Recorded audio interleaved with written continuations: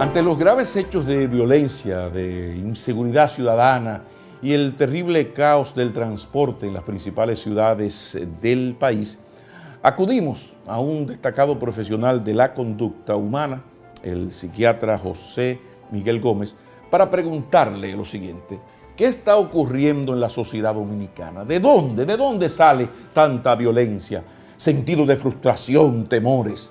¿Qué nos está pasando? ¿Qué nos está pasando, doctor? Que hemos llegado a una sociedad enferma en términos de salud mental.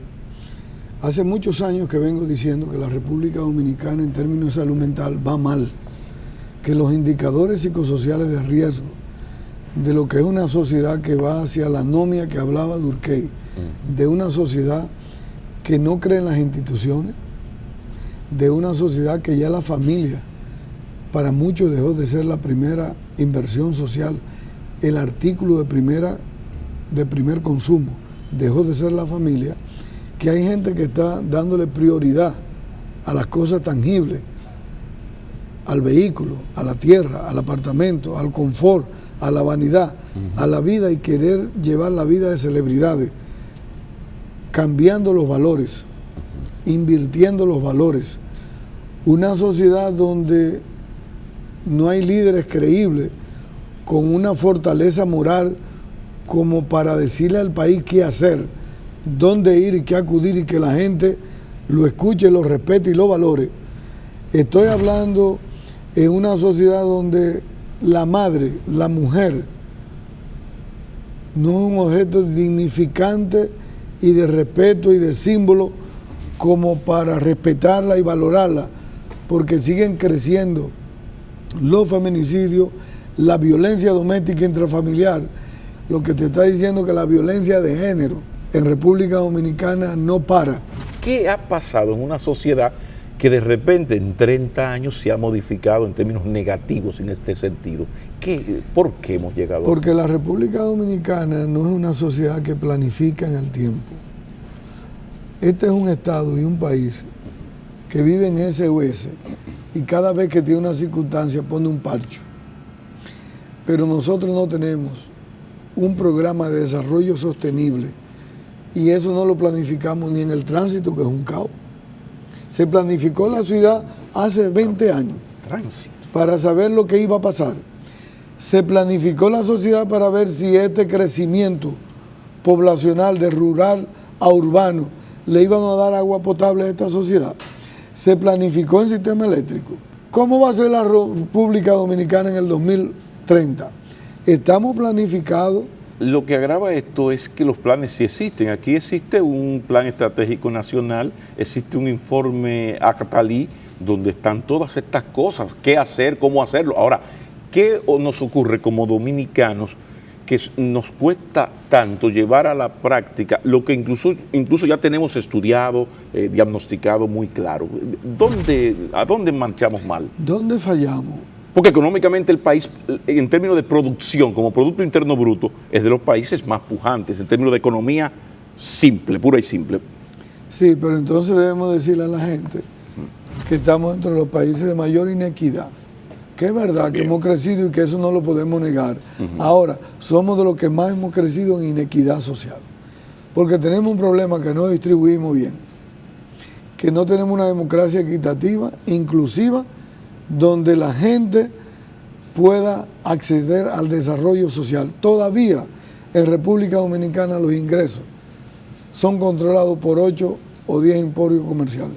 Todavía en la República Dominicana usted se encuentra 3 generaciones de gente que no ha tenido acceso al desarrollo. Es decir, estamos hablando de en comunidades como Baní, Neiva, en cualquier provincia, que el abuelo era pobre, que el papá fue pobre, el hijo es pobre y el nieto es pobre, excluido socialmente, que no han tenido acceso a desarrollo ninguno. Y esa gente ha tenido que movilizar y llegar a las grandes ciudades. Entonces, ¿qué pasó? Que llegó la transculturación de repente y estableció 2 países. Uno que se encargó el tráfico de drogas en los niveles altos, en los niveles bajos el microtráfico, de unos muchachos excluyentes que no tienen acceso al desarrollo social y al empleo. ¿Y quién le da empleo? el microtráfico. ¿Qué trajo ese microtráfico? Armas. ¿Qué trajo esas armas? Violencia. Y hay un proceso de victimización de la sociedad donde hemos perdido la capacidad de asombro, donde nos hemos impactado 3 muertes en un día penosamente a un hombre joven empresario y síndico. Pero eso pasa todos los fines de semana en República Dominicana. Ahora, quiero insistir, o sea, ¿cómo hemos llegado aquí? Porque el dominicano no era un hombre fundamentalmente violento. De repente, en pocos años, aquí, uno de los fallecidos fue que su vehículo rozó el otro. Ni siquiera fue un accidente duro, no, fue un rayazo. Y un señor sale y yo te mato.